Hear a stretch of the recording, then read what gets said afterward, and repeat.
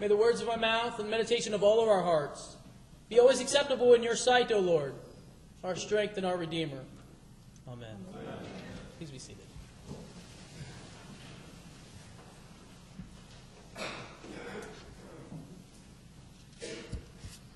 Who was your childhood hero? Maybe it was the Lone Ranger for some of you, or I don't know, Judy Garland, somebody like that. Maybe it was a sports hero like Rex Kearns or Jerry Lucas, Jim Brown. If you're my age, it was probably somebody like Pete Rose or Mark Price, Bernie Kosar, people like that. But I remember even before those childhood heroes, there was the ones that we idolized, we wanted to be like when we grow up. We would say, you know, when I grow up, I want to be and we'd fill in the blank, you know. I want to be a police officer. That was a big one. Or a firefighter. Does anybody remember wanting to be a firefighter? I remember kids would have wanted to be astronauts when I was young. Oh, I want to be an astronaut. I wonder if anybody wants to be astronauts anymore. Do you think? I don't hear much of that around kids, but you know, always that's something I want to be somebody like. My uncle was a volunteer firefighter, and so he would take us down to the station, and we'd get up on the big trucks, the tanker trucks, and they'd take us rides around the block, you know, and we'd get to explore inside the back of the ambulance. And oh, you know, I want to be a firefighter. I thought that'd be great. But more than firefighters or sports athletes or anybody like that, for me, there was this one special person. I wanted to be like him more than anybody in the whole wide world. His name was Evel Knievel. Do you remember Evel Knievel? Oh, yeah. When I was a kid, Evel Knievel was huge. Yeah, he was this daredevil who would jump anything with a motorcycle. He would jump, one time he jumped 15 Mustangs. He landed and broke his leg. Anybody remember? And another time, he jumped 13 buses in London. And when he crashed, he broke his pelvis. But he came back 5 months later and jumped 14 buses at Kings Island. You remember that? This guy was crazy, and I loved him. His biggest dream was to jump the Grand Canyon. He wanted to be the first person to jump the Grand Canyon on a motorcycle. Well, goodness, I just ate that up. The government wouldn't let him do it, though. Now, I was angry at the government at 5 years old. Why won't they let him jump the Grand Canyon? But he jumped the Snake River Canyon because they wouldn't let him. So he got out on a supercharged motorcycle that was like had a steam boiler in it or something, and went across, and it didn't make it all the way to the other side. And fortunately, there was a parachute, and he went down to the bottom of the canyon and had some injuries. But oh, man, I wanted to be like this. I wanted to be Evel Knievel in the worst way. But that's a kid's dream, isn't it? I mean, that's not an adult dream. That's not what people, you know, when a kid comes up to a parent and says, you know, I want to be a daredevil, I want to be a stuntman, you know, like, yeah, that'd be fun, nice. You know, we don't really take that seriously. Because those people are insane, aren't they? They jump canyons. People don't do that who are sane. If you're sane, you go to med school or law school or business school, or you become a carpenter or a plumber. That's what sane people do. Insane people get on motorcycles and jump over canyons. And you always hope that your children will grow up to be sane, to be rational. That's what we want. We want rational people, not crazy ones. We know that when a kid says, oh, I want to grow up and be a stuntman, we know that she or he's probably going to wear surgical scrubs or a clerical collar or something like that, because this is what sane people do. They don't do insane things like jump stuff with motorcycles. Although it does still sound like fun, I have to admit. Jeremiah is a prophet. And unfortunately for Jeremiah, he gets called by God before he's old enough to be sane. And so he has all these sort of, you know, ridiculous demands that are placed on him by God. For instance, in the passage that was read earlier, he hears God saying to him, I imagine it goes something like this, probably in his voice, probably not an audible voice, but probably in his head he hears this voice that goes something like this, Jeremiah, I want you to go down to the pottery barn.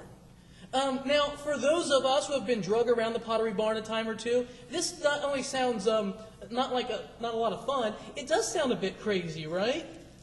I can imagine Jeremiah in his head saying, the pottery barn, really, God? I mean, this is where you want me to go? You want me to go down to the pottery shop?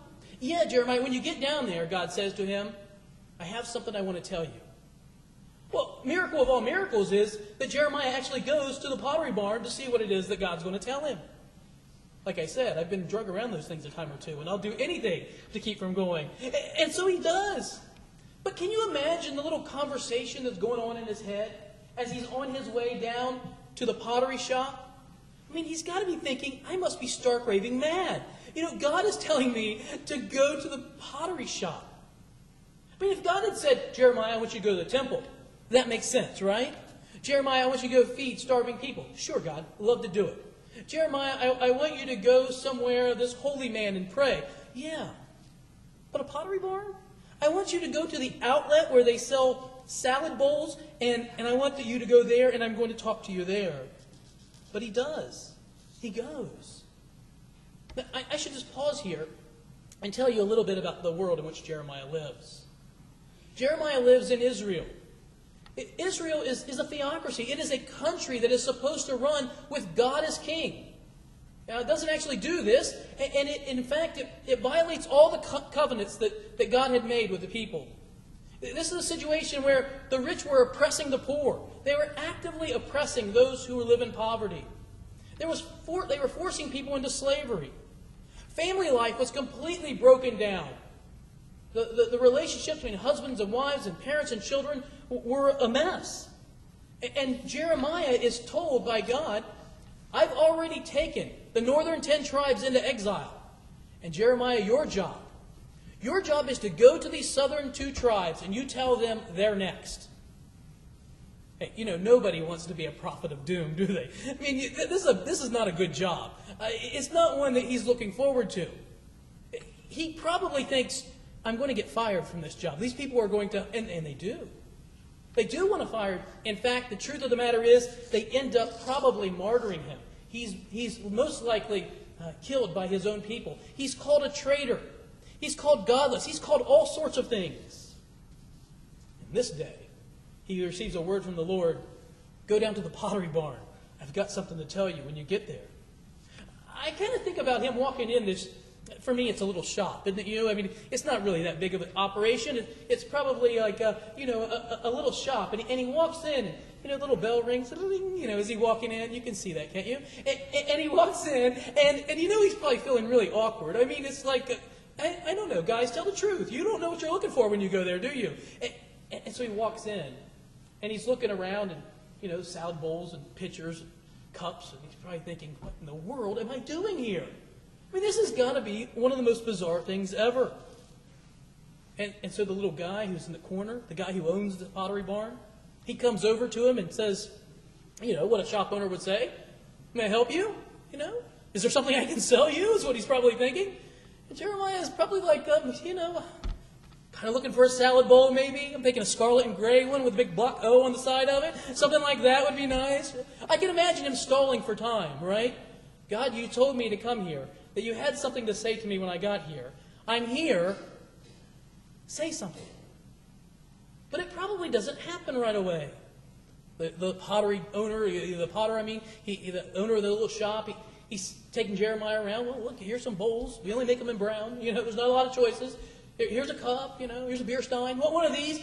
Get something. Buy something for heaven's sakes. I've got work to do. And it was probably at something like that the owner realized, I'm not going to sell this guy anything. And so he went back to work. This is the way I see it happening. Do you see it happening this way too? And I think that Jeremiah probably looked over at this guy who's making this pottery on a wheel. You've seen this happen before, haven't you? Where they spin this wheel and they got this big lump of clay on the wheel and they start to shape it. And pretty soon it starts to take the shape of a bowl. And that's the point when God speaks. He says to Jeremiah right there in the pottery barn, look at that man sitting at the wheel making that bowl. Do you see that, Jeremiah? Yeah, I see it. That's what I'm like. I think Jeremiah probably thought, that's really odd. You're like that? What do you mean you're like that? Well, this is the way I'm doing. I'm in control of that, of the nations of the earth in the same way that potter is in control of that lump of clay. And this is the point when I think that the little bowl that the potter is making starts to get out of shape. It starts to warp a little bit. And the potter stops and he looks at it and he says, rats, or something like that. And then he smashes it down into a lump of clay again. And he starts all over.